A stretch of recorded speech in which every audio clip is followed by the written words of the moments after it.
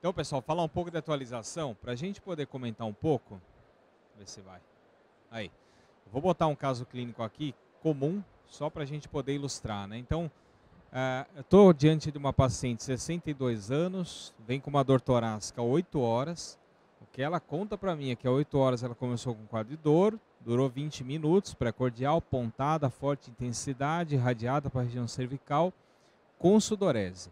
No momento que ela chega à unidade de emergência pronto-socorro, ela está completamente assintomática, não tem nenhum outro quadro clínico prévio, nenhum outro sintoma concomitante. Ela é hipertensa, ela é dislipidêmica, exame físico nela, a princípio normal, não chama atenção nenhuma alteração, como é 95% das vezes que a gente atende paciente coronariano. E esse é o eletrocardiograma dela. O que chama atenção no eletro? Vamos lá, alguém quer falar? Está fácil, hein? O mais simples aí, o que vocês estão vendo de alterado?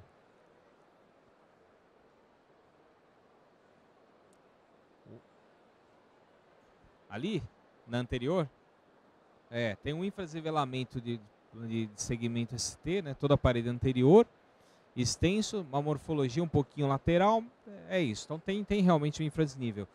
E a gente vê, né, ela coletou uma troponina na entrada, a gente trabalha com corte lá em torno de 40, 50, dependendo se é mulher ou homem, e veio 1276 já na apresentação inicial, ainda com pouco tempo de dor.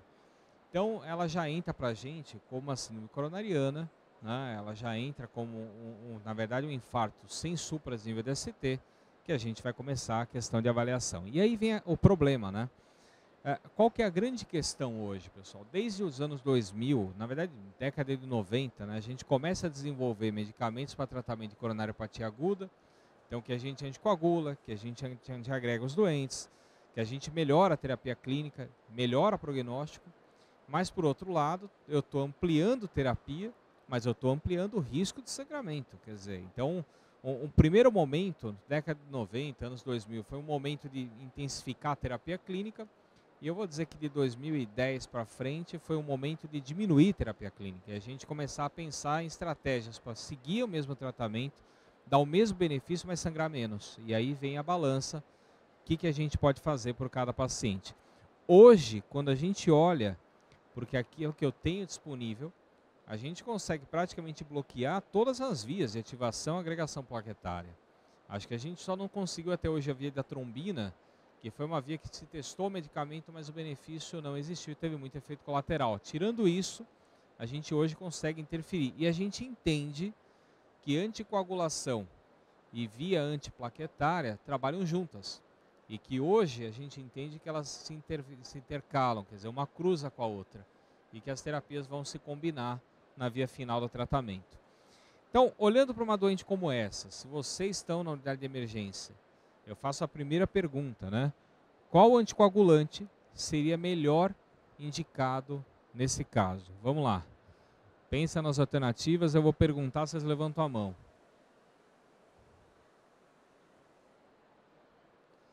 E eu vou seguir a linha do que a diretriz europeia coloca e eu vou explicar o porquê. Vamos lá, alternativa A, quem faria? Ninguém? Alternativa B, quem faria? Alternativa... eu coloquei duas As, né?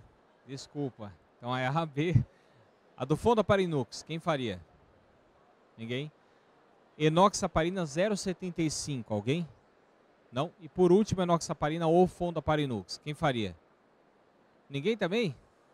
Ninguém faria nada. Ninguém trata ninguém, não. Vamos lá. Então, ó, eu vou mostrar o que a diretriz europeia fala, vou comentar o porquê, mas eu já adianto, não tem uma alternativa única correta, não. A diretriz fala em enoxaparina como alternativa que encaixaria do que eu coloquei aqui. Por quê? Né? Então, vamos começar pelo que a diretriz coloca e vamos tentar justificar ponto a ponto da terapia aquilo que está atualizado de agora. A primeira linha que se coloca no tratamento da síndrome coronariana é o tratamento com a entrada da anticoagulação, que é um ponto fundamental para melhorar o prognóstico e diminuir a mortalidade dos doentes. Vejam que quando eu olho para a direita da tela, eu vejo a síndrome sem supra, né? E quando eu olho para a síndrome sem supra, pensando no doente, que eu tenho a possibilidade de fazer um cateterismo em menos de 24 horas, né, e fazer uma estratégia invasiva precoce, a gente coloca, né, a princípio, como indicação classe 1 e 2A, você usar tanto heparina não fracionada, aí você fala, mas não fracionada, o bolos. Por quê? Porque senão a gente vai para o CAT na sequência. Seria muito semelhante ao que a gente faz no infarto com supra. Na verdade, a gente pode até segurar um momento na sala, esperar ir para a hemodinâmica dali a 1, 2, 3 horas, se eu tenho hemodinâmica disponível, e fazer lá. E nem fazer enoxaparina no pronto-socorro. Ou, caso eu queira, aí eu posso fazer enoxaparina no pronto-socorro. Vejam que a diretriz mudou. E para aqueles pacientes que a minha ideia é levar para uma estratégia invasiva precoce, a indicação do Fondaparinux, hoje, ela fica restrita. Então, o Fondaparinux, ele entra como terapia. Mas ele entra como uma terapia para aqueles doentes que eu vou postergar, que eu não consigo fazer, nesse momento, a estratégia invasiva precoce. Então, eu vou demorar mais de 24 horas para levar, o Fondaparinux entra como recomendação. Isso por quê, pessoal? Porque toda vez que eu uso o Fondaparinux, tem aquela ideia de complementar com dose, muitas vezes, de heparina não fracionada na hora, ou a gente até usar o 2B3A em conjunto, e ainda assim, ainda tem um risco associado de trombose do introdutor quando eu uso femoral. Então, até hoje, ainda fica uma recomendação um pouco mais restrita. O Fondaparinux é uma ótima droga, ela tem um risco de sangramento menor, ela tem uma efetividade de anticoagulação igual, mas ainda a gente tem essa restrição. Então, pacientes que eu tenho hoje na sala de emergência, que são síndrome sem supra, que vão para uma estratégia invasiva precoce, eu acho que o recado que já fica de cara, se é aquele doente que eu mando daqui a 1 hora, 2 horas, porque o CAT está disponível, eu já vou catear agora, não faça nada. É igual supra, ele sobe e faz não fracionada lá, eu não preciso começar aqui. Agora, se é aquele doente que vai fazer em 24 horas, mas talvez faça amanhã de manhã, talvez faça o final do dia, aí a enoxaparina entra como a droga de escolha. Tá claro, pessoal? Então esse é o recado inicial da diretriz. Vamos para o segundo ponto. Qual antiagregante você vai utilizar preferencialmente associado ao AS? O AS eu não vou nem questionar aqui, mas o outro antiagregante. Então vamos lá.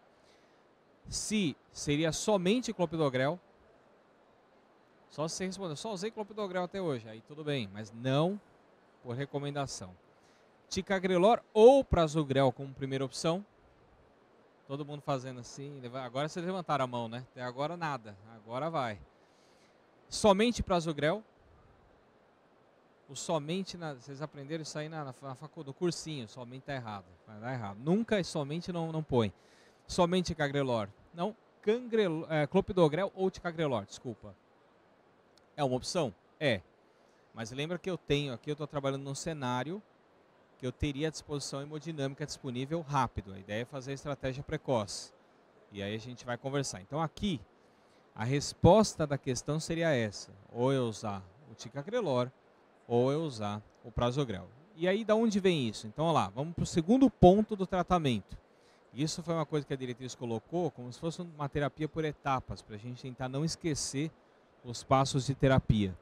Quando a gente fala em fazer, obviamente, o antiplaquetário, eu acho que um primeiro ponto importante é entender se eu tenho hoje a estratégia invasiva precoce disponível e cateterismo para ser feito em menos de 24 horas, tanto a diretriz europeia, como a americana, como a brasileira, hoje eles não indicam dupla antiagregação de rotina no pronto-socorro. Hoje a gente usa AS, mas a gente não faz o segundo. Então a ideia é que não seja feito, seja classe 3 a gente usar nessa condição. Tá? Isso para síndrome sem supra. Caso você não tenha disponível, é uma outra história. Porque aí, pesando o risco-benefício, você pode pensar em usar ou ticagrelor ou clopidogrel como opção, lembrando que o prasugrel para o pronto-socorro não é para ser utilizado. No cenário ideal, tem o cateterismo disponível, vou levar em menos de 24 horas, a gente não faz e espera a hemodinâmica.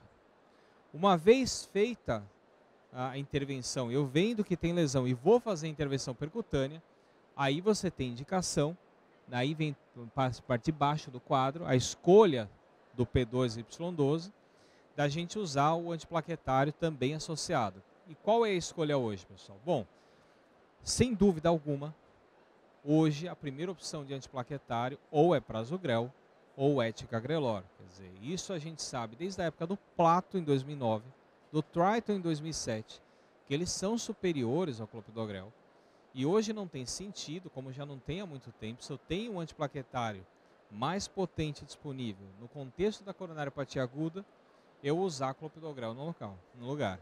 Então hoje, exceto na exceção, às vezes no serviço público que a gente não tem à disposição, não teria por que usar clopidogrel. Por isso os dois são a primeira escolha. Na diretriz brasileira, tanto o ticagrelor quanto o prasugrel, ambos iguais.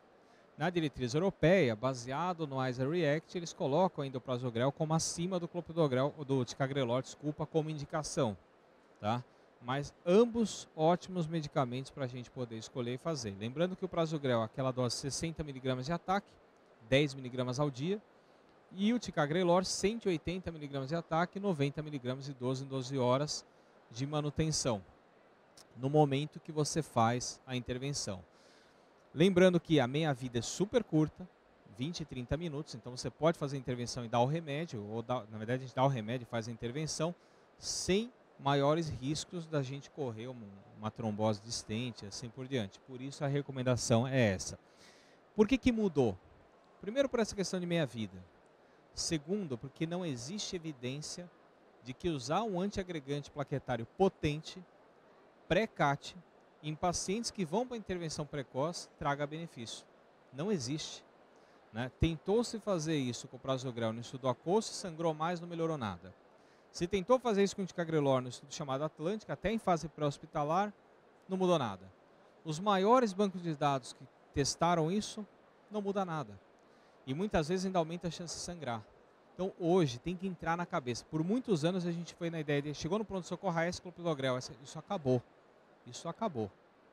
Não se faz mais essa recomendação. Tá? Então isso tem que ficar bem claro. Mas fica realmente prasugrel e ticagrelor como as drogas principais. Aí vamos lá. Qual que é o risco isquêmico desse doente?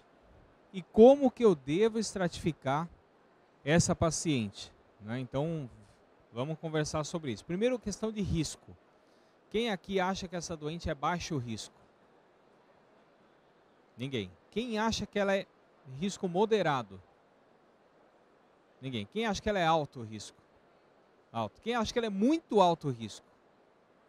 Tá todo mundo pensando, o que é muito alto risco? Né? Vamos lá. Primeiro, pessoal, o muito alto risco é um doente específico que ele vem para você com um supradinâmico, que ele chega para, mas não é o supra que está fixo, é o doente que vem com angina refratária, é o doente que tem angina recorrente, é o doente que tem instabilidade elétrica fazendo taquicardia ventricular, é o doente que está em choque cardiogênico. Não importa se ele não tem supraneletro, ele é grave. Esse doente é CAT em 2 horas. Acho que todo mundo concorda que ela não é esse grupo. O doente alto risco é o doente que tem a troponina positiva, é o infarto. Todo infarto é alto risco. É o doente que tem infrasivelamento eletrodinâmico ou não, mas que seja isquêmico agudo. E é o doente que, se não tiver infra, se não tiver troponina positiva, ele é um paciente que tem um Grace, um time score alto. Então vejam uma coisa interessante, time Grace, pessoal, é para aplicar em quem não é infarto e quem não tem infra. Se o cara tem isso, vocês não vão me aplicar time Grace, porque não faz sentido. Ele já é alto. E se ele é alto, em quanto tempo eu estratifico? Até 24 dias, 24 horas, 24 meses, decide. 24 horas, certo? Então essa é a definição. Então esse é o caminho. Então quando eu penso aqui, isso aqui é a diretriz brasileira de 2021, né? Então quem que é o doente de alto risco? Está ali no meio. Tropo positiva, alteração dinâmica de eletro e Grace elevado. Né? Veja que basta um para você chamar de alto risco. Existe o muito alto, que às vezes as pessoas esquecem, que é esse grupo que eu comentei. E aí, caso o doente não seja, a gente entra no intermediário, que é o cara que tem antecedente. Então, é um paciente já revascularizado, é um doente angioplastado, é um renal crônico, é um diabético. Esse é o perfil risco moderado. E que aí você vai decidir caso a caso o que você prefere. Da diretriz brasileira seria um CAT em 72 horas, na diretriz europeia ele deixa a critério clínico. Né? Então, olhando, seguindo o passo da diretriz europeia, a ideia é essa. Se eu tenho um paciente de alto risco, eu jogo esse paciente para a estratégia invasiva precoce. e faça o cateterismo em menos de 24 horas. Então essa é a recomendação, tá? Aí fizemos a CAT da doente, olha lá. A coronária direita tem irregularidade, mas não tinha nenhuma lesão grave. Coronária esquerda, lesão grave na descendente anterior proximal, né? E tem uma lesão também que é grave, uns 50%, 60%, grave não, 60%, 70% ali na marginal, mas lesão crítica realmente na DA. Foi feita a angioplastia, estente farmacológico com sucesso. E aí vem a outra pergunta: por quanto tempo eu devo fazer terapia antiplaquetária de um paciente como esse? Então vamos lá. Há 12 meses. Aí, vocês levantaram a mão. Aí, mais um. 6 meses. 6 meses. 1 mês. 24 meses. 30 meses. Eu posso dizer que se fosse uma mesa aqui para ficar aquele debate, né, o cara que defende e o cara que vai contra, vocês teriam um estudo para defender as 5 estratégias que estão na tela. Juro para vocês, todas. Por quê? Porque a gente tem estudo hoje mostrando que com 30 dias, dependendo da malha de stent e dependendo do perfil de alto risco de sangramento do doente, bastaria. A gente tem estudo mostrando que 6 meses para um paciente de alto risco de sangramento pode ser suficiente. No crônico já não tem dúvida, mas mesmo no agudo. A gente tem o clássico de todos os trabalhos, seriam 12 meses. Mas a gente tem também o Pegasus, o DAPT, estudos com 30 meses.